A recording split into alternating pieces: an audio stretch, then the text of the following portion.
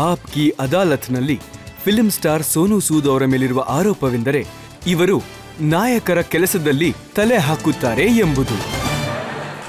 ಈಗ ಸೋನು, ನಮ್ಮ ಸಾಕಷ್ಟು ನಾಯಕರು ಹೇಳ್ತಾರೆ ಜನರಿಗೆ ಹೆಲ್ಪ್ ಮಾಡೋದು, ಅವ್ರನ್ನ ಮನೆ ಕಳ್ಸೋದು, ಅವರಿಗೆ ಚಿಕಿತ್ಸೆ ಕೊಡ್ಸೋದು, ಅವರಿಂದ ವೋಟ್ ತಗೊಳ್ಳೋದು ನಮ್ಮ ಕೆಲಸ.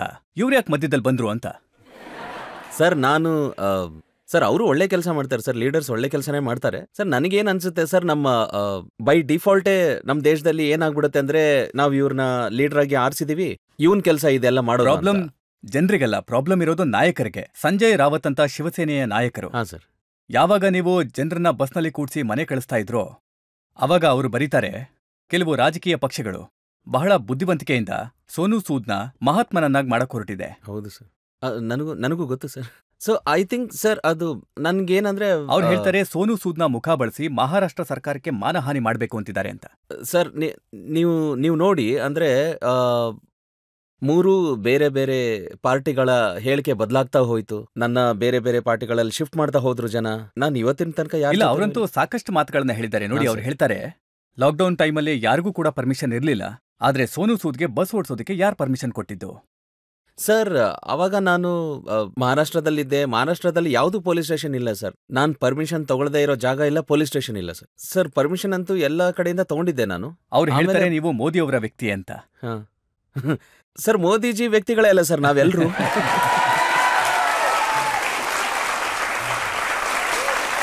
ಆದ್ರೆ ನಿಮ್ಗೆ ಅವರ ಮಾತುಗಳಿಂದ ಸಾಕಷ್ಟು ನೋವಂತೂ ಆಗಿರ್ಬೇಕಲ್ಲ. ನೋಡಿ, ಅವ್ರು ಹೇಳ್ತಾರೆ ನೀವೊಬ್ಬ ಆಕ್ಟರ್, ದುಡ್ಡು ಕೊಟ್ರೆ ಏನ್ ಬೇಕಾದ್ರೂ ಮಾಡ್ತಾರೆ. ಸರ್ ಹಾಗಿರ್ಲಿಲ್ಲ. ನನಗೆ ಅವರು ಹೇಳಿಕೆ ಕೊಟ್ಟಾಗ ನನಗೆ ಗೊತ್ತೂ ಇಲ್ಲ ಸರ್. ನಾನು ರೈಲ್ವೆ ಸ್ಟೇಷನ್ನಲ್ಲಿದ್ದೆ, ಯಾರನ್ನ ಕಳಿಸ್ತಾ ಇದ್ದೆ. ನನಗೆ ಸಡನ್ ಆಗಿ ಯಾರ್ದೋ ಕಾಲ್ ಬಂತು. ಸಡನ್ ಆಗಿ ಹೇಳಿದ್ರು, ನೀನ್ ನ್ಯೂಸ್ ನೋಡಿದ್ಯಾ ಅಂತ. ನಾನು ಹೇಳಿದೆ ನೋಡಿಲ್ಲ. ಅಂದ್ರೆ ಹಿಂಗೆ ಹೇಳ್ತಿದಾರೆ ನಿನ್ ಬಗ್ಗೆ. ಅಂದ್ರೆ ಇರ್ಲಿ, ಹೇಳ್ಕೊಳ್ಳಿ ಬಿಡು, ನಾವೇನ್ ಮಾಡಕ್ಕಾಗುತ್ತೆ, ಅವರು ದೊಡ್ಡವರು, ಅವ್ರು ಏನಾದ್ರೂ ಹೇಳ್ಕೋಬಹುದು ಅಂತ. ಅವಾಗ ಅದು ಇಡೀ ದಿನ ದೊಡ್ಡ ಟಾಪಿಕ್ ಆಗ್ಬಿಟ್ಟಿತ್ತು. ನನಗೆ ಗೊತ್ತೇ ಇರ್ಲಿಲ್ಲ. ಆದ್ರೆ ಸರ್ ನನಗೇನ್ ಅನ್ಸುತ್ತೆ ಅಂದ್ರೆ ಏನು ವ್ಯತ್ಯಾಸ ಬೀಳಲ್ಲ ಸರ್. ಒಳ್ಳೆ ಕೆಲಸ ವ್ಯತ್ಯಾಸ ಅಂತೂ ಆಗಿರ್ಲೇಬೇಕು. ಅದಕ್ಕೆ ನೋಡಿ, ಸಂಜೆ ನೀವು ಚೀಫ್ ಮಿನಿಸ್ಟರ್ನ ಮೀಟ್ ಮಾಡಕ್ ಹೋಗ್ತೀರಾ ಉद्धವ್ ಠಾಕ್ರೆ ಹತ್ರ ಕಂಪ್ಲೇಂಟ್ ಹೇಳೋದಕ್ಕೆ? ಇಲ್ಲ, ಕಂಪ್ಲೇಂಟ್ ಮಾಡಕ್ ಹೋಗಿರ್ಲಿಲ್ಲ ಸರ್. ನನಗೆ ಕಾಮನ್ ಫ್ರೆಂಡ್ಸ್ ಇದಾರೆ ಕೆಲವರು, ಅವ್ರು ಹೇಳಿದ್ರು ಏನೋ ಮಿಸ್ಅಂಡರ್ಸ್ಟ್ಯಾಂಡಿಂಗ್ ಆಗಿರ್ಬೋದು ಅಂತ. ಯಾಕಂದ್ರೆ ಅವರು ಹೇಳಿಕೆ ಕೊಟ್ಟಾಗ ಮತ್ತೆ ಜನತೆನೂ ಸ್ವಲ್ಪ ಸಾಥ್ ಕೊಡಕ್ ಶುರು ಮಾಡಿದ್ರು, ಇನ್ವಾಲ್ವ್ ಆದ್ರು, ಅಪ್ರೋಚ್ ಮಾಡಿದ್ರು. ಆಮೇಲೆ ಯಾರೋ ಹೇಳಿದ್ರು ಒಂದ್ಸಲ ಮೀಟ್ ಆಗಿ ಬಂದ್ರೆ ಒಳ್ಳೇದು ಅಂತ.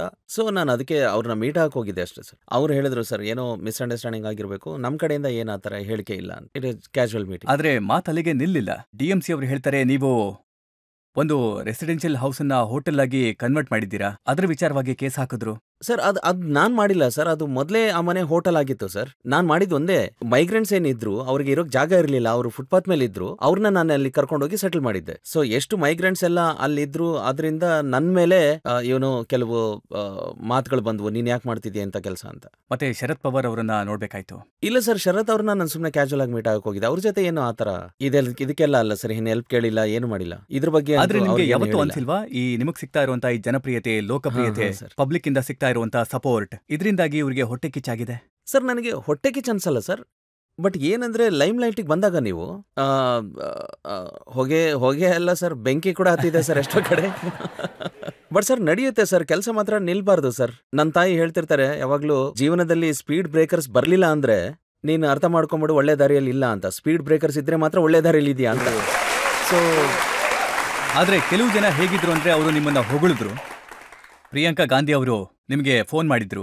ಖಂಡಿತ ಮಾಡಿದ್ರು ಸರ್. ಪ್ರಿಯಾಂಕಾ ಅವ್ರು ಕಾಲ್ ಮಾಡಿದ್ರು. She was the first one to call and ಒಳ್ಳೆ ಕೆಲಸ ಮಾಡ್ತಿದ್ರ ಅಂದ್ರೆ. ಆಮೇಲೆ ಸ್ಮೃತಿ ಇರಾನಿ ಅವರು ಕಾಲ್ ಮಾಡಿ ಅಪ್ರಿಶಿಯೇಟ್ ಮಾಡಿದ್ರು. ಇವನು ಬೂಸ್ಟ್ ಅಪ್ ಮಾಡಿದ್ರು, ಅಂದ್ರೆ just keep up the good work ಅಂತ, ಕೀಪ್ ಗೋಯಿಂಗ್ ಅಂದ್ರು. ಅವಾಗ ಐ ಥಿಂಕ್ ಅನ್ಸುತ್ತೆ ಸರ್ ಒಳ್ಳೆ ದಾರಿ ಮೇಲೆ ಇದೀವಿ. ನಾನು ಸಾಕಷ್ಟು ಚೀಫ್ ಮಿನಿಸ್ಟರ್ಗಳ ಹೇಳಿಕೆಗಳನ್ನ ನೋಡಿದೆ. ಆ ಟೈಮ್ನಲ್ಲಿ ಪಂಜಾಬ್ನ ಮುಖ್ಯಮಂತ್ರಿ ಅಮರಿಂದರ್ ಸಿಂಗ್ ಇದ್ರು, ಉತ್ತರಾಖಂಡ್ನ ಮುಖ್ಯಮಂತ್ರಿ ರಾವತ್ ಇದ್ರು, ಒರಿಸ್ಸಾದ ಮುಖ್ಯಮಂತ್ರಿ, ಮತ್ತೆ ಎಲ್ಲ ಜನರು ನಿಮ್ಮನ್ನ ಹೊಗಳಿದ್ರು. ಹೌದು, ಖಂಡಿತ ಸರ್. ನಾನು ಮೊದಲು ಫ್ಲೈಟ್ ಶುರು ಮಾಡಿದಾಗ, ಬಸ್ಸಸ್ ಶುರು ಮಾಡಿದಾಗ ಎಲ್ಲ ಸ್ಟೇಟ್ಸ್ ಕಡೆ ಹೋಗ್ತಿದ್ದೆ. ಇನ್ಫ್ಯಾಕ್ಟ್ ಫಸ್ಟ್ ಫ್ಲೈಟ್ ಏನ್ ಟೇಕ್ ಆಫ್ ಆಯ್ತಲ್ಲ ಇಂಡಿಯಾದಲ್ಲಿ, ಅದು ಕೊಚ್ಚಿನ್ ಹತ್ರ ಎರ್ನಾಕುಲಂ ಅಂತ ಒಂದು ಜಾಗ ಇದೆ ಸರ್. ಅಲ್ಲಿ ಒಂದು 170 ಹುಡುಗಿರು, ಅವರೆಲ್ಲ ಏನಿದ್ರು ಒಂದು ಸ್ಟಿಚಿಂಗ್ ಕಂಪ್ನಿಯಲ್ಲಿ ಕೆಲಸ ಮಾಡ್ತಿದ್ರು. ಅವ್ರು ಸಿಕ್ಕಾಕೊಂಡಿದ್ರು. ಯಾರೋ ಹೇಳಿದ್ರು ಅವ್ರನ್ನ ಅಲ್ಲಿಂದ ಕರ್ಕೊಂಡ್ ಬರ್ಬೇಕು ಅಂತ. ಸೊ ನಾನು ರಾತ್ರಿ ಫ್ಲೈಟ್ ಪರ್ಮಿಷನ್ಸ್ ಎಲ್ಲ ತಗೊಂಡೆ ಅಲ್ಲಿಂದ. ಮತ್ತೆ ರಾತ್ರಿ 3:30ಗೆ ನಾನು ಎರ್ನಾಕುಲಮಿಂದ ಕೊಚ್ಚಿನಿಗೆ ಕರ್ಕೊಂಬಂದೆ. ಬೆಳಗ್ಗೆ ನನಗೆ 1:30 ಗಂಟೆ ಮಾತ್ರ ಪರ್ಮಿಷನ್ ಸಿಕ್ಕಿತ್ತು ಏರ್ಪೋರ್ಟ್ ಓಪನ್ ಮಾಡೋದಕ್ಕೆ. ಆಮೇಲೆ ನಾನು ಕೊಚ್ಚಿನಿಂದ ಅವ್ರನ್ನ ಭುವನೇಶ್ವರ್ಗೆ ಕರ್ಕೊಂಡ್ಬಂದಿದ್ದೆ. ಅಲ್ಲಿ ಪಟ್ನಾಯಕ್ ಏನಿದ್ದಾರೆ CM ಅವರು thank you for saving these girls ಅಂತ ಹೇಳಿದ್ರು ನನಗೆ. ಸೊ ಇಂಥ ಮೋಟಿವೇಶನ್ ಇತ್ತು sir which kept me going. ಆದ್ರೆ ನೋಡಿ, ಈ ರಾಜಕಾರಣಿಗಳಿದಾರಲ್ಲ, ಅವರು ಯಾವುದೇ ನಿರೀಕ್ಷೆ ಇಲ್ಲದೆ ಯಾರನ್ನೂ ಹೊಗಳೋದಿಲ್ಲ. ಆದರೆ ಈ ಸಲ ಮಾಡಿದ್ರು ಸರ್. ಈ ಸಲ ಎಕ್ಸೆಪ್ಷನ್ ಇತ್ತು, but it was is greatest that ನನ್ನ ಕೆಲಸನ ಅವ್ರು ಅಕ್ನಾಲೇಜ್ ಮಾಡಿದ್ರು ಅಂತ. ಅವ್ರಿಗೆ ಕೈ ಮುಗಿದು ಥ್ಯಾಂಕ್ಸ್ ಹೇಳ್ತೀನಿ ನಾನು. ಅವ್ರ ಸಪೋರ್ಟ್ ಇತ್ತು. ಮತ್ತೆ ನಾನು ಕೇಳ್ಪಟ್ಟೆ ನಿಮಗೆ ಒಂದಷ್ಟು ಆಫರ್ಗಳನ್ನು ಕೂಡ ಮಾಡ್ತಾ ಇದ್ರು. ಸರ್ ಬಂದಿದೆ ನನಗೆ ಆಫರ್ಸ್, ಅಂದ್ರೆ ತುಂಬಾ ದೊಡ್ಡ ದೊಡ್ಡ ಪೋಸ್ಟ್ಗಳ ಆಫರ್ ಬಂದಿದೆ. ನಾನು ಅಂದ್ರೆ ಅಲ್ಲಿ ತಲುಪೋದಕ್ಕೆ ತುಂಬಾ ವರ್ಷಗಳೇ ಹಿಡಿಯುತ್ತೆ. ಆಫರ್ಸ್ ಬಂದಿದ್ವು ನನಗೆ, ರಾಜ್ಯಸಭಾ ಆಫರ್ಸ್ ಕೂಡ ಬಂದಿದ್ವು. ತುಂಬಾ ಅದ್ಭುತ ಅನ್ಸುತ್ತೆ ಸರ್, ಚೆನ್ನಾಗ್ ಅನ್ಸುತ್ತೆ. ಬಟ್ ನನಗನ್ಸ್ತಿತ್ತು ನಾನ್ ಇದಕ್ಕೆಲ್ಲ ಇನ್ನೂ ಲಾಯಕ್ ಇಲ್ಲ ಅಂತ, ಇನ್ನೂ ಟೈಮ್ ಇದೆ ಅದಕ್ಕೆಲ್ಲ ಹೋಗೋದಕ್ಕೆ ಅಂತ. ಸೊ ನನಗೆ ಒಳಗಡೆಯಿಂದ ಆ ಜೋಶ್ ಬಂದಿಲ್ಲ, ಅದನ್ನ ತಗೋಬಹುದು, ಕೈಗೆ ಎತ್ಕೋಬಹುದು ಅಂತ. ಸೊ ನಾನು ಅದಕ್ಕೆ ಬೇಡ, ಈಗ್ಲೇ ಬೇಡ ಅಂತ ಅಂತಿದ್ದೆ. ಆದ್ರೆ ಎಷ್ಟೋ ಜನ ಹೇಳಿದ್ರು, ನಿನಗೆ ಗೊತ್ತಾ ಆ ಪೋಸ್ಟ್ಗಳಿಗೆಲ್ಲ ಬರೋದಕ್ಕೆ ಎಷ್ಟೋ ವರ್ಷಗಳೇ ಹಿಡಿದು ಹೋಗುತ್ತೆ, ಎಷ್ಟೊಂದು ಜನರೇಷನ್ಸೇ ಪಾಸ್ ಆಗ್ಬಿಡ್ತವೆ ಅಂತ. ಆದ್ರೆ ನನ್ನ ಜೀವನದ ಗುರಿಗಳೇ ಬೇರೆ ಇದಾವೆ ಸರ್, ಇವೆಲ್ಲ ಅಲ್ಲ. ಆದ್ರೆ ಎಲ್ಲ ಇಮೇಜ್ಗಳು ರಾಜಕೀಯದಲ್ಲಿ ಒಳ್ಳೇದನ್ನೇ ಮಾಡೋದಿಲ್ಲ. ನಿಮ್ಮ ಸಿಸ್ಟರ್ನ ಎಲೆಕ್ಷನ್ಗೆ ನಿಲ್ಲಿಸ್ತೀರಾ? ಹಾ ಸರ್. ಕಾಂಗ್ರೆಸ್ನ ಮೂಲಕ ಸ್ಪರ್ಧೆ ಮಾಡ್ತಾರೆ ಸರ್. ಅದರಲ್ಲಿ ಸರ್ ಆದ್ರೆ ಏನಾಯ್ತು, ಸೋತ್ ಹೋಗ್ತಾರೆ. ಆದ್ರೆ ನನ್ನ ಸಿಸ್ಟರ್ ಸರ್ ಮೊದಲಿಂದ ತುಂಬಾ ಚಾರಿಟಿಗಳ ಕೆಲಸ ಮಾಡ್ತಾ ಇದ್ಲು, ಇವತ್ತಿಗೂ ಮಾಡ್ತಾ ಇದ್ದಾಳೆ. ಇವತ್ತಿಗೂ ನೀವು ಮೋಗಾಗ್ ಹೋಗಿ ನೋಡಿದ್ರೆ, ನಮ್ಮ ಮನೆ ಹೊರಗಡೆ ನೀವು ಹೋಗಿ ನೋಡಿದ್ರೆ ಲೈನ್ ನಿಂತಿರ್ತಾರೆ. ಅಲ್ಲಿ ಲೋಕಲ್ MLA ಮನೆ ಮುಂದೆನೂ ನಿಂತಿರಲ್ಲೇನೋ ಜನ, ಅವರೇ ಹೇಳ್ ಕಳಿಸ್ತಾರೇನೋ ಇವ್ರ ಹತ್ರನೇ ಹೋಗಿ ಅಂತ. ಸೊ ನನಗೇನ್ ಅನ್ಸುತ್ತೆ ಅಂದ್ರೆ ನಾವ್ ಯಾವತ್ತೂ ರೆಡಿನೇ ಇರ್ಲಿಲ್ಲ ಸರ್ ಪಾಲಿಟಿಕ್ಸ್ಗೆ. ಅಂದ್ರೆ ಇಲ್ಲ, ನೀವು ತಯಾರಾಗಿದ್ರೆ ಮತ್ತೆ ರಾಜಕೀಯ ಅರ್ಥ ಆಗ್ತಿತ್ತು ಅನ್ನೋ ಖಾತ್ರಿ ನಿಮ್ಗಿದ್ದಿದ್ರೆ ಆಗ ಗೊತ್ತಾಗ್ತಿತ್ತು. ಈ ಸಲ ಆಮ್ ಆದ್ಮಿ ಅವರ ಹವಾ ಇದೆ, ಕೇಜ್ರಿವಾಲ್ ಇಂದ ಟಿಕೆಟ್ ಕೊಡಿಸ್ಬೋದಿತ್ತು. ಸರ್ ಕೇಜ್ರಿವಾಲ್ ಸರ್ ತುಂಬಾ ಒಳ್ಳೆಯವರು ಸರ್. ಅವರು ಹೇಳಿದ್ರು, ಹೇಳಿಲ್ಲ ಅಂತಿಲ್ಲ ಸರ್, ಬಟ್ ನಮಗ್ ಗೊತ್ತೇ ಇಲ್ಲ ಸರ್ ಏನಂತ. ಅಂದ್ರೆ ನಮ್ದು ಹೇಗಾಗಿತ್ತು ಅಂದ್ರೆ, ಕೂತ್ಕೊಂಡ್ವಿ, ನಿಂತ್ಕೊಂಡ್ವಿ. ಅಂದ್ರೆ ಉದ್ದೇಶ ಬೇರೆ ಆಗಿತ್ತು, ಆದ್ರೆ ಗೆಲುವು ಸೋಲು ಮುಖ್ಯ ಆಗಿರ್ಲಿಲ್ಲ. ಅಂದ್ರೆ ತುಂಬಾ ಜನ ಗೆದ್ದಿದ್ದಾರೆ, ಸೋತಿದ್ದಾರೆ, ಒಳ್ಳೆ ಪೊಸಿಷನ್ಗೆ ಎಲ್ಲ ಬರ್ತಾರೆ. So what I feel is, ಜನರ ಹೃದಯ ಗೆಲ್ಲೋದು ಮುಖ್ಯ ಆಗುತ್ತೆ. ಮತ್ತೆ ನಿಮ್ಮ ಮನೆ ಬಾಗ್ಲಿಗೆ ಜನ ಬಂದು ನಿಂತ್ಕೊಂಡಾಗ ಅದು ನಿಜವಾದ ಗೆಲುವು ಅನ್ಕೋತೀನಿ. ನೀವು ಗೆದ್ದು ಜನ ಬರ್ಲಿಲ್ಲ ಮನೆಗೆ ಅಂದ್ರೆ ಏನ್ ಉಪಯೋಗ ಸರ್ ಗೆದ್ಬಿಟ್ಟು? ಇಲ್ಲ, ನಿಮಗನ್ನಿಸ್ತಿಲ್ವಾ ನಿಮ್ಮ ಸ್ಟ್ರಾಟಜಿ ತಪ್ಪಾಯ್ತು ಅಂತ? ಆಮ್ ಆದ್ಮಿ ಪಕ್ಷದಿಂದ ಟಿಕೆಟ್ ತಗೊಂಡಿದ್ದಿದ್ರೆ ಯಾವುದೇ ಸಮಸ್ಯೆ ಇರ್ತಿರ್ಲಿಲ್ಲ ಅಂತ. ಸರ್ ನನಗೇನ್ ಅನ್ಸುತ್ತೆ ಅಂದ್ರೆ, ಸರ್ ಗೆದ್ಮೇಲೆ ಇನ್ನೇನಾಗುತ್ತೆ ಸರ್? ಒಂದು ಏನೋ ಆಗ್ಬಿಡ್ತೀರಿ ನೀವು, ಇನ್ನು ಒಳ್ಳೇದೇನೋ ಮಾಡಕ್ ಹೋಗ್ತೀರಿ. ಆಮ್ ಆದ್ಮಿ ಪಾರ್ಟಿಯಿಂದನೂ ಕೇಜ್ರಿವಾಲ್ ಸರ್ ಹೇಳಿದ್ರು. ಸೊ ನಾನ್ ನಿಮ್ಗೆ ಹೇಳಿದ್ನಲ್ಲ ಸರ್, ಅಂದ್ರೆ ನಮ್ಗೇನು ಗೊತ್ತೇ ಇರ್ಲಿಲ್ಲ ನಮಗೆ ಅದು. ಅಥವಾ ನಿಮ್ಗೆ ಭಯ ಆಗಿತ್ತಾ, ನೀವು ಕೇಜ್ರಿವಾಲ್ನ ಮೀಟ್ ಮಾಡಿದ್ರೆ ಇನ್ಕಮ್ ಟ್ಯಾಕ್ಸ್ನವರು ಮನೆಗೆ ಬರ್ತಾರೆ ಅಂತ? ಇಲ್ಲ ಸರ್, ಇಲ್ಲ ಆ ತರ ಏನಿಲ್ಲ. ನೀವು ಅವ್ರನ್ನ ಮೀಟ್ ಮಾಡಿ 19 ದಿನಗಳ ನಂತರ ಅತಿಥಿಗಳ ಮನೆಗೆ ಬಂದಿದ್ದು. ಹೌದಾ? 19 ದಿನನ ಸರ್? ನಾನು ಕ್ಯಾಲ್ಕುಲೇಷನ್ ಮರ್ತಿದ್ದೆ ನೋಡಿ. ಬಂದಿದ್ರು sir. But like I said, ನಾನು ಅರವಿಂದ್ ಅವ್ರನ್ನ ಭೇಟಿ ಮಾಡಿದಾಗ, ಅವ್ರನ್ನ ಮೀಟ್ ಆದಾಗ, ನಾನು ಎಜುಕೇಶನ್ಗೆ ತುಂಬಾ ಸಪೋರ್ಟ್ ಮಾಡ್ತೀನಿ ಸರ್ ನನ್ನ ದುಡ್ಡಿಂದಾನೆ. ಆವಾಗ ನೀವು ಈಗ ಯಾವುದೇ ಫೀಲ್ಡ್ ಬಗ್ಗೆ ಮಾತಾಡಿ, ನೀವು CA IAS ಸಾವಿರಾರು ಜನ ಸ್ಟೂಡೆಂಟ್ಸ್ಗೆ ಸಪೋರ್ಟ್ ಮಾಡ್ತೀವಿ ನಾವು. ಸೊ ಅವಾಗ ನನಗೊಂದು ಥಾಟ್ ಏನ್ ಬಂತು ಅಂದ್ರೆ, I should be the face of programme called Desh Ka mentor. ಅಂದ್ರೆ ಯಾವ ರೀತಿ ಜನರಿಗೆ ನಾವು ಮೆಂಟೋರ್ಶಿಪ್ ಮಾಡಬೇಕು ಅಂತ. ಸೊ ನಾನು ಅಲ್ಲಿ ಆ ಮೆಂಟೋರ್ಶಿಪ್ ವಿಷಯಕ್ಕೆ ಮಾತಾಡೋಕೆ ಹೋಗಿದ್ದೆ. ನಾನು ಅವಾಗ್ನೂ ಹೇಳಿದ್ದೆ, ನನಗೆ ಪರ್ಟಿಕ್ಯುಲರ್ ಆಗಿ ಪಾಲಿಟಿಕ್ಸ್ ಅಲ್ಲಿ ಏನು ಇಂಟ್ರೆಸ್ಟ್ ಇಲ್ಲ ಅಂತ. ನಾನು ಓದ್ಸಕ್ ಬಂದಿದ್ದೀನಿ ಮಕ್ಕಳನ್ನ ಅಂತ ಹೇಳಿದ್ದೆ. ಜನರಿಗೆ ಅದು ಬೇರೆ ಏನೋ ಅನ್ಸಿರ್ಬೋದು. ಮತ್ತೆ ಗೆಸ್ಟ್ಗಳು ಬಂದ್ಬಿಟ್ರು ಮನೆಗೆ, ಪರವಾಗಿಲ್ಲ ಸರ್, ನಾವು ಅದನ್ನ ಎಂಜಾಯ್ ಮಾಡಿ. ಇನ್ಕಮ್ ಟ್ಯಾಕ್ಸ್ ನವರು ಹೇಗೆ ಬರ್ತಾರೆ ಅಂದ್ರೆ, BBC ಅವರು ಆಫೀಸಿಗೆ ಬರ್ತಾರಲ್ಲ ಹಾಗೆ. ಅದು ಚೆನ್ನಾಗಿತ್ತು ಸರ್. ಅವರು ನಮ್ಮ ಮನೆಗೆ ಬಂದಾಗ, ಬೆಳಗ್ಗೆ 5:30-6 ಗಂಟೆಗೆ ನಮ್ಮ ಮನೆಗೆ ಬಂದಾಗ, ನಾನಂತೂ ಬೆಳಗ್ಗೆ ಬೇಗ ಎದ್ಬಿಡ್ತೀನಿ. ಅವ್ರು ಬಂದಾಗ ನಾ ಹೇಳಿದೆ, ಅವರು ನನಗೆ ಹೇಳಿದ್ರು ನಾವು ಡಿಪಾರ್ಟ್ಮೆಂಟ್ನವರು ಅಂತ. ನಾನು ಹೇಳಿದೆ ವೆಲ್ಕಮ್, ಬನ್ನಿ ಒಳಗಡೆ. ಸರ್ ಒಂದು ಮುಖ್ಯವಾದ ವಿಷಯ ಸರ್, ನೀವು ಎಷ್ಟು ದಿನ, 2 ದಿನ, 4 ದಿನ, ಎಷ್ಟು ದಿನ ಉಳ್ಕೋತಿರೋ, ಇದು ನಿಮ್ಮ ಜೀವನದ ಅದ್ಭುತ ಎಕ್ಸ್ಪೀರಿಯನ್ಸ್ ಆಗಿರುತ್ತೆ ಅಂತ. ನೀವು ಇಲ್ಲಿಂದ ಹೋದ್ಮೇಲೆ ನೀವೇ ಹೇಳ್ತೀರಾ, ಇಷ್ಟು ಮಜಾ ನಮ್ಗೆಲ್ಲೂ ಬಂದಿಲ್ಲ ಅಂತ. ಸೊ ಅವ್ರು ಅದನ್ನ ಹೇಳಿದ್ರು ಕೂಡ ಸರ್. ಅವರು ಹೊರಟಿದ್ರಲ್ಲ, ಅವಾಗ್ನೂ ಅವರು ಅದನ್ನ ಹೇಳಿದ್ರು. ನನ್ನ ಮನೆಯಲ್ಲಿ ಕಬರ್ಡ್ಗೆ ಯಾವ್ದು ಲಾಕ್ ಇಲ್ಲ ಸರ್. ನನ್ನ ಮನೆಯಲ್ಲಿ ಯಾವುದೇ ವಸ್ತು ಎಲ್ಲ ಓಪನ್ ಸರ್, ಎಲ್ಲ ಓಪನ್ ಇರುತ್ತೆ. ನಮ್ಮ ಮನೆಯ ಮೇನ್ ಡೋರ್ ಏನಿದೆ ಅದನ್ನು ಲಾಕ್ ಇಲ್ಲ. ಬೆಳಗ್ಗೆ ನಾವು ಏನ್ ಅದನ್ನ ಓಪನ್ ಮಾಡ್ತೀವಿ, ಯಾರಿಗ್ ಬರೋಕಿರುತ್ತೋ ಬರ್ತಾರೆ, ಹೋಗ್ತಾ ಇರ್ತಾರೆ. ಸೊ ಅವರು ಕಬರ್ಡ್ಸ್ ಡ್ರಾಯರ್ಸ್ ಲಾಕ್ ತೆಗೆದಾಗ ಅವ್ರು ಹೇಳಿದ್ರು, ಏನಪ್ಪಾ ಇದು ಲಾಕೇ ಇಲ್ಲ ಅಂತ. ಸೊ ನಾನು ಹೇಳಿದೆ, ಹಂಗೆ ಇರುತ್ತೆ ಸರ್, ನಮ್ದು ಎಲ್ಲ ಓಪನ್ ಇರುತ್ತೆ. So I think that was that something they thought, ತುಂಬಾ ಅದ್ಭುತ ಅಪ್ಪ ಇದು, ಏನಿದು. ಆದ್ರೆ ಅವರು ಹೋದ ನಂತರ ಕೆಲವೊಂದು ರಿಪೋರ್ಟ್ಸ್ ಅನ್ನ ಕೊಟ್ಟು ಹೋದ್ರಲ್ಲ, ಅದರ ಸ್ಕ್ರೀನ್ ಶಾಟ್ಸ್ ಇದೆ ನನ್ನ ಹತ್ರ, ಅದು ನೋಡೋಣ. Department of revenue, central board of direct taxes. ಅವ್ರು ಹೇಳ್ತಾರೆ, ಇನ್ಕಮ್ ಟ್ಯಾಕ್ಸ್ನ ಮೂಲಕ ಗೊತ್ತಾಗಿದ್ದೇನೆಂದ್ರೆ, ಆಕ್ಟರ್ ಸೋನು ಸೂದ್ನ ಕಂಪನಿನಲ್ಲಿ ಟ್ಯಾಕ್ಸ್ ಡಿವಿಷನ್ ಅಲ್ಲಿ ಬೋಗಸ್ ಎಂಟ್ರೀಸ್ ನಮಗ್ ಸಿಕ್ಕಿದೆ, ಮತ್ತೆ ಕ್ಯಾಶ್ನ ಬದಲಿಗೆ ಚೆಕ್ ಅನ್ನ ಇಶ್ಯೂ ಮಾಡಿದ್ದಾರೆ ಅಂತ. ಸರ್ ನಾನು ಅವ್ರು ಏನ್ ಹೇಳಿದಾರಲ್ಲ, ಇವತ್ತಿಗೂ ನಾನು ಪ್ರತಿ ಡಾಕ್ಯುಮೆಂಟ್ ಕೊಡ್ತಾ ಇದ್ದೀನಿ. But like I said they are very very honourable and ಅದು ಅವ್ರ ಡ್ಯೂಟಿ, ಅದು ಮಾಡೋದು ಮಾಡಲೇಬೇಕು.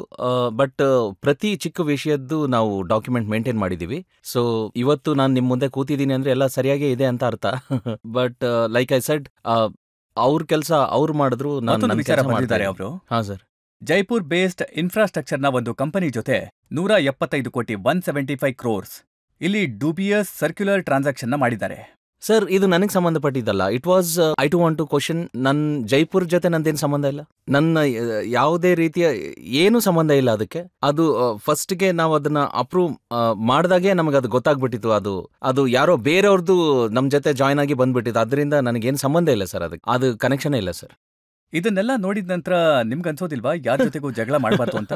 ಅದು ಶಿವಸೇನೆ ಆಗಿರ್ಲಿ ಅಥವಾ ಬಿಜೆಪಿ ಆಗಿರ್ಲಿ ಅಥವಾ ಆಮ್ ಆದ್ಮಿ ಪಕ್ಷ ಆಗಿರ್ಲಿ. ಸರ್ ನನಗೇನು ಅನ್ಸುತ್ತೆ ಅಂದ್ರೆ ಈ ತರದ ಎಕ್ಸ್ಪೀರಿಯನ್ಸ್ ನಿಮ್ಮ ಜೀವನದಲ್ಲಿ ಇನ್ನೂ ಸ್ಟ್ರಾಂಗ್ ಮಾಡುತ್ತೆ. ಸೊ ನನಗೆ ನನ್ನ ಕೆಲವು ಲೈನ್ಸ್ ನೆನಪಾಗುತ್ತೆ.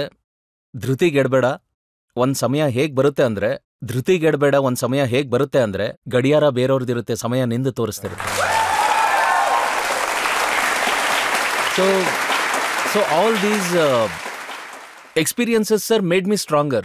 ನಾನು ನಿಮಗೆ ಒಂದು ಚಿಕ್ಕ ಎಕ್ಸಾಂಪಲ್ ಕೊಡ್ತೀನಿ ಸರ್. ನಾನು ಒಂದು ಜೋಧ್ಪುರ್ನ ಕೇಸ್ ಇತ್ತು, ಯಾರ್ದೋ ಟ್ರೀಟ್ಮೆಂಟ್ ಮಾಡಿಸ್ತಿದ್ದೆ. ಅವರೊಂದು ಕಮ್ಯುನಿಟಿ ಜನರಾಗಿದ್ರು. ಅಂದ್ರೆ ಆ ಮಗುನ ಲಿವರ್ ಟ್ರಾನ್ಸ್ಪ್ಲಾಂಟ್ ಕೇಸ್ ಇತ್ತು ಸರ್ ಅದು.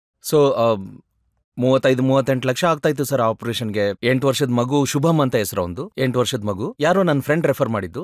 ಸೊ ನಾನು ಅವ್ರಿಗೆ ಹೇಳಿದೆ, ನಾನು ಅಪೋಲೋ ಹಾಸ್ಪಿಟಲ್ ಮಾತಾಡಿದ್ದೀನಿ ಹೈದರಾಬಾದಲ್ಲಿ, ಎಲ್ಲ ಮಾಡಿದೆ, ಅದನ್ನ ಸ್ವಲ್ಪ ಕಮ್ಮಿ ಮಾಡಿ 35ರಿಂದ 28 ಆಗಲ್ಲ ಅಂದ್ರೆ ನಾನೇ ಹೇಳಿದೆ ನನ್ನ ದುಡ್ಡಿಂದನೇ ಮಾಡಿಸ್ತೀನಿ ಅಂತ. 18 ಲಕ್ಷದಲ್ಲಿ ಅವ್ರು ಕರ್ಕೊಂಡ್ಬಂದ್ರು. ನಾನು ಅವ್ರಿಗೆ ಹೇಳಿದೆ, ನೀವ್ ಎಷ್ಟು ಅರೇಂಜ್ ಮಾಡ್ತೀರಾ ಮಾಡಿ ಅಂತ. ಅವಾಗ ಅವ್ರು ಹೇಳಿದ್ರು, ಸರ್ ನಾವು 2-2.5 ಲಕ್ಷ ಮಾತ್ರ ಅರೇಂಜ್ ಮಾಡ್ಬೋದು ಅಂತ. ಅವಾಗ ನಾನು ಸಿಎಂ ಆಫೀಸ್ಗೆ ಕಾಲ್ ಮಾಡಿ, ಸ್ವಲ್ಪ ಸರ್ ನೀವು ಹೆಲ್ಪ್ ಮಾಡಿ ಅಂತ ಹೇಳಿದೆ. ಸಿಎಂ ಆಫೀಸಿಂದ 10 ಲಕ್ಷ ಚೆಕ್ ಬಂತು. ಇವ್ರು 2.5 ಲಕ್ಷ ಅರೇಂಜ್ ಮಾಡಿದ್ರು. 6 ಲಕ್ಷ ನಾನು ಕೊಟ್ಟು ಅದು ಆಪರೇಷನ್ ಆಗೋಯ್ತು ಸರ್, ಟ್ರೀಟ್ಮೆಂಟ್ ಆಗೋಯ್ತು. 1.5 ತಿಂಗಳಾದ್ಮೇಲೆ ನನಗೆ ವಾಪಸ್ ಒಂದು ಬಿಲ್ ಬಂತು. ಸೊ ನನಗೆ 18 ಲಕ್ಷದ ಬಿಲ್ ಒಂದು ಜಾಯ್ನ್ ಆಗಿ ಅಪೋಲೋ ಹಾಸ್ಪಿಟಲಿಂದ ಬಂತು. ನಾನಂದೆ 10 ಲಕ್ಷ ಸಿಎಂ ಆಫೀಸಿಂದ ಬಂದಿತ್ತು. ಸೊ ಇಲ್ಲಿ ಮಿಸ್ಟೇಕ್ ಆಗಿದೆ ಏನಂದ್ರೆ ಸರ್, ಸಿಎಂ ಆಫೀಸಿಂದ ಬಂದಿದ್ದ ದುಡ್ಡು ಅವ್ರ ಪರ್ಸನಲ್ ಅಕೌಂಟ್ಗೆ ಹೋಗ್ಬಿಡ್ತು, ಮಗು ಫ್ಯಾಮಿಲಿದು. ಸೊ ನಾನು ಅವ್ರಿಗೆ ಫೋನ್ ಮಾಡಿ ಹೇಳಿದೆ, ನಿಮ್ ಮಗುನ ಕಾಪಾಡಿದೀನಿ, ಆ 10 ಲಕ್ಷ ನೀವು ಹಾಸ್ಪಿಟಲ್ ಜಮಾ ಮಾಡ್ಬಿಡಿ ಅಂತ. ಅವ್ರು ಹೇಳ್ತಾರೆ, ಇಲ್ಲ ಸರ್ ನಾವು ನಮ್ಮ ಮಗು ಫ್ಯೂಚರ್ ನೋಡ್ಕೋಬೇಕಲ್ಲ. ಸೊ ನಾನೇನಂದೆ ಅವ್ರಿಗೆ, ಅಯ್ಯೋ ಆ ಮಗು ಉಳಿದಿರ್ಲಿಲ್ಲ ಅಂದ್ರೆ ಅವ್ನ ಫ್ಯೂಚರ್ ಅಲ್ಲಿ ಇರ್ತಿತ್ತು, ಮಗುನೇ ಇರ್ತಿರ್ಲಿಲ್ಲ ಅಂತ. ಅವಾಗ ಹೇಳ್ತಾರೆ, ಇಲ್ಲ ಸರ್ ಖರ್ಚು ಮಾಡ್ಬಿಟ್ವಿ ಅಂತ. ಸೊ ನಾನು ನನ್ನ ಫ್ರೆಂಡ್ ಏನ್ ರೆಫರ್ ಮಾಡಿದ್ನಲ್ಲ, ಆ ಮಗುನ ನಾನಂತೂ ಮೀಟ್ ಮಾಡಿಲ್ಲ. ಸೊ ಆ ಫ್ರೆಂಡ್ ಏನಿದಾನಲ್ಲ, ಅವನಿಗೆ ತುಂಬಾ ಬೇಜಾರಾಗ್ಬಿಡ್ತು, ಇಂಥ ಜನರಿಗೆ ಸಹಾಯನೇ ಮಾಡಬಾರ್ದು ಅಂತ. ಸೊ ನನ್ನ ಲೈಫ್ನ ಎಕ್ಸ್ಪೀರಿಯನ್ಸ್ ಇಂದ ಅಂದ್ರೆ ಬೇರೆಯವ್ರ ಜೊತೆ ಹಿಂಗಾಗಿತ್ತು ಅಂದ್ರೆ ಹೋಗ್ಲಿ ಬಿಡಪ್ಪ ಎಲ್ಲ ಬಿಟ್ಟಾಕು ಅಂತ ಅನ್ಕೊಂತಾ ಇದ್ರು, ಈ ಜಗತ್ತೇ ಸರಿ ಇಲ್ಲ ಅಂತ ಅನ್ಕೋತಾ ಇದ್ರು. ಆದ್ರೆ ನನ್ನ ಏನಂದ್ರೆ ನಾವು ಕೆಲಸ ನಿಲ್ಸ್ಲಿಲ್ಲ. ಸೊ ನನಗೇನ್ ಅನ್ಸುತ್ತೆ ಅಂದ್ರೆ ಸರ್, ಇವೆಲ್ಲ ಪರೀಕ್ಷೆ ಮಾಡಂತ ಸಂದರ್ಭಗಳು, ಇವೆಲ್ಲ ನಮಗೆ ಕಲಿಸ್ತವೆ ಸರ್. ಅಂದ್ರೆ ನಿಲ್ಸ್ತಾನ ಅಂತ ಒಂದ್ ವೇಳೆ ನಾವು ಬಂದ್ ಮಾಡ್ಬಿಟ್ಟಿದ್ರೆ ಅದು ಇನ್ನ ಅದಕ್ಕೆ ಏನು. ನನಗೆ ಗೊತ್ತಿರೋ ಹಾಗೆ ಅಮಿತಾಬ್ ಬಚ್ಚನ್ ರಾಜಕೀಯಕ್ಕೆ ಬಂದಾಗ ಹಾ ಸರ್, ಕೆಲವು ವರ್ಷಗಳ ನಂತರ ಅವರು ವಾಪಸ್ ಬಂದ್ರು. ಹಾ ಸರ್, ಅವ್ರು ಹೇಳ್ತಾರೆ, ಇದೊಂದು ಕೊಳಕು ಚರಂಡಿ ಗಬ್ಬನಾರ್ತಿದೆ ಅಂತ. ಹಾ ಸರ್. ಸರ್ ಅಷ್ಟು ಇಷ್ಟು ನಾನೇನು ಎಕ್ಸ್ಪೀರಿಯನ್ಸ್ ಮಾಡಿದ್ನಲ್ಲ ಇದರಲ್ಲಿ. ಸೊ ಎಸ್, ಬೆರಳು ಮಾಡಿ ತೋರಿಸ್ತಾರೆ ಸರ್ ಜನ ಇದರಲ್ಲಿ. ಅಂದ್ರೆ ಅದು ಹೇಳ್ತಾರಲ್ಲ ಸರ್, ಈ ಜಗತ್ತಿಗೆ ಬರ್ಬೇಕಂದ್ರೆ ಬೆನ್ನು ಬಲವಾಗಿ ಇಟ್ಕೊಂಡ್ ಬಾ, ಯಾಕಂದ್ರೆ ಶಾಬಾಷಿ ಕೂಡ ಅಲ್ಲೇ ಮಾಡ್ತಾರೆ, ಬೆನ್ನಿಗೆ ಚೂರಿ ಹಾಕೋದು ಕೂಡ ಅಲ್ಲೇ ಹಾಕ್ತಾರೆ ಅಂತ. ಸೊ ನನಗೇನು ಅನ್ಸುತ್ತೆ ಅಂದ್ರೆ, ಬೆರಳು ಮಾಡಿ ತೋರಿಸ್ತಾರೆ ಜನ, ಕೇಳಿಸ್ಕೊಳ್ಳೋ ಶಕ್ತಿ ನಿಮ್ಮಲ್ಲಿ ಇದೆ ಅಂದ್ರೆ ನೀವು ಸರ್ವೈವ್ ಆಗ್ತೀರಿ. ಇಲ್ಲ ಎಮೋಷನ್ಸ್ ತುಂಬಿರೋ ವ್ಯಕ್ತಿ ನೀವು ಆಗಿದ್ರೆ ನನ್ಗನ್ಸಲ್ಲ ಅಂತ ವ್ಯಕ್ತಿ ಸರ್ವೈವ್ ಆಗ್ತಾನೆ ಅಂತ. ಆದ್ರೆ ನೀವ್ ಹೇಳ್ತೀರಾ ನಾನು ಭಾರತವನ್ನ ಒಗ್ಗೂಡಿಸಬಹುದು ಅಂತ. ಹಾ ಸರ್. ಇದು ರಾಹುಲ್ ಗಾಂಧಿ ಅವ್ರಿಗೆ ಕೆಟ್ಟದ್ದು ಅನ್ನಿಸ್ಬೋದು, ಯಾಕಂದ್ರೆ ಈ ಕೆಲಸ ಅವ್ರು ಮಾಡ್ತಾ ಇದ್ದಾರೆ. ಸರ್ ಒಗ್ಗೂಡಿಸ್ಬೋದು ಸರ್, ಅವ್ರವ್ರ ಕೆಪಾಸಿಟಿಗೆ ಅವ್ರು ಮಾಡ್ತಾ ಇರ್ತಾರೆ ಸರ್. ಇವಾಗ ನಾನು ಪ್ರಯತ್ನ ಮಾಡ್ತಾ ಇರ್ತೀನಿ ನನಗಾದಷ್ಟು. ರಾಹುಲ್ ಜಿ ಮಾಡ್ತಿದ್ದಾರೆ, ನಾನು ಮಾಡ್ತಿದ್ದೀನಿ, ಎಲ್ಲರೂ ಮಾಡಬೇಕು. ನೋಡಿ ನೀವು ಒಗ್ಗೂಡಿಸ್ಬಿಟ್ಟಿದ್ದೀರಾ ಸರ್ ಇಷ್ಟು ಜನನ. ನಾನು ಹೇಳ್ತೀನಿ ನೋಡಿ ಸೋನು, ನೀವು ತುಂಬಾ ಒಳ್ಳೆ ಕೆಲಸ ಮಾಡ್ತಾ ಇದ್ದೀರಾ.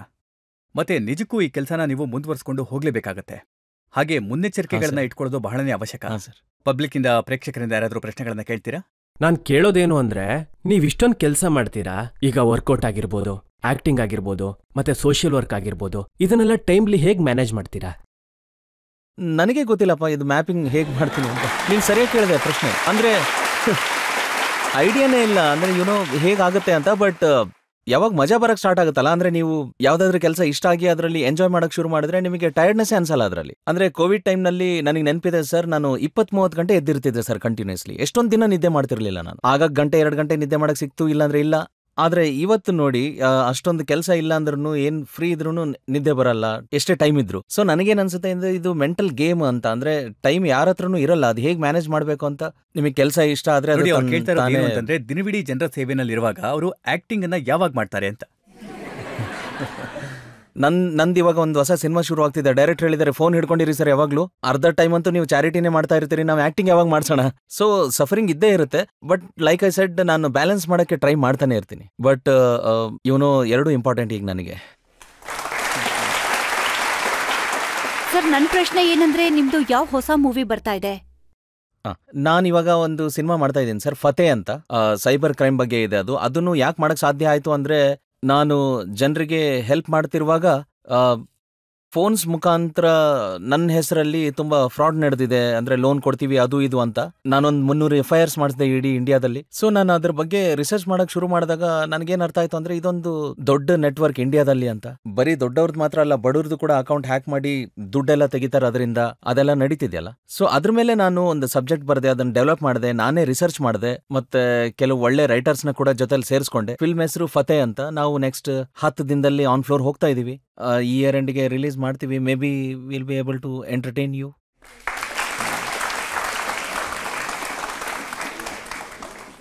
ನೀವೇನು ಹೇಳ್ತಿದ್ದೀರಿ? ಹೇಳಿ ಹೇಳಿ ನೀವು. ಸರ್, ನನ್ನ ಹೆಸರು ವರ್ಷ ಅಂತ. ಮತ್ತೆ ನನಗ್ ಮಾತಾಡಕ್ ಬರಲ್ಲ.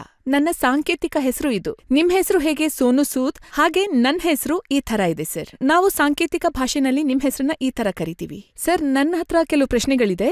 ಮೊದಲು ನಾನು ನಿಮ್ಗೆ 1-2 ಪ್ರಶ್ನೆಗಳು ಕೇಳ್ತೀನಿ. ಮೊದಲನೇ ಪ್ರಶ್ನೆ ಈ ರೀತಿ ಇದೆ ಸರ್. ನನ್ಗೆ ಆಕ್ಟಿಂಗ್ ಕರಿಯರ್ ಅಲ್ಲಿ ನಾನು ನನ್ನ ಡ್ರೀಮ್ಸ್ ನ ಮುಂದುವರ್ಸೋಣ ಅಂತ ಅನಿಸ್ತಾ ಇತ್ತು. ಬಟ್ ಯಾವ ರೀತಿ ನಾನು ಮೂವೀಸ್ ಎಲ್ಲ ನೋಡ್ತಿರುವಾಗ ಅರ್ಥ ಆಗತ್ತೆ ಅಂದ್ರೆ, ಅಲ್ಲಿ ಹೀರೋಯಿನ್ಗಳಿಗೆ ಒಳ್ಳೆ ಚಾನ್ಸ್ ಸಿಗತ್ತೆ ಸರ್. ಆದ್ರೆ ನಮ್ ಥರ ಮಾತಾಡಕ್ ಬರ್ತಾ ಇರೋರ್ಗೆ ಅವಕಾಶ ಸಿಗಲ್ಲ, ನಾವ್ ಆಕ್ಟಿಂಗ್ ಮಾಡಕ್ಕಾಗಲ್ಲ ಅಂತ ನಮ್ಮನ್ನ ತುಳ್ದು ಹಾಕ್ತಾರೆ ಸರ್. ನೀವು ಆಕ್ಟರಾ? ಹೌದು ಸರ್. ಮತ್ತೆ ಈ ತರ ಮತ್ತೆ ಮುಂಚೆ ಕೆಲವೊಂದು ಆಕ್ಟಿಂಗ್ ಅವಕಾಶಗಳಿಗೋಸ್ಕರ ಹೋಗಿದ್ದೆ ನಾನು. ಆದ್ರೆ ಎಷ್ಟೊಂದ್ ಕಡೆ ಫ್ರಾಡ್ಗಳಾಯ್ತು ಸರ್. ಅದರಿಂದ ನಾನು ನನ್ನ ಕನ್ಸನ್ನೇ ಬಿಡ್ಬೇಕಾಗಿ ಬಂತು. ವರ್ಷ, ನಾನು ನಿಮಗೆ ಒಂದೇ ಮಾತು ಹೇಳ್ತೀನಿ, ನೀವು ನಿಮ್ಮ ಡ್ರೀಮ್ನ ಮಾತ್ರ ಬಿಡಬೇಡಿ. ನನಗೆ ತುಂಬಾ ಖುಷಿ ಆಯ್ತು ನೀವು ಇಲ್ಲಿ ನಿಮ್ಮ ಎಮೋಷನ್ ಎಕ್ಸ್ಪ್ರೆಸ್ ಮಾಡಿದ್ರಿ. ನಾನು ನಿಮಗೆ ಇಷ್ಟು ಜನರ ಮುಂದೆ, ಸರ್ ಮುಂದೆ ಪ್ರಾಮಿಸ್ ಮಾಡ್ತೀನಿ, ಅಂದ್ರೆ ನಾನು ಎಲ್ಲೋ ಒಂದ್ ಕಡೆ ನಿಮಗೆ ನಮ್ಮ ಸಿನಿಮಾ ಫತೆಯಲ್ಲಿ ಖಂಡಿತ I will make sure that you will appear.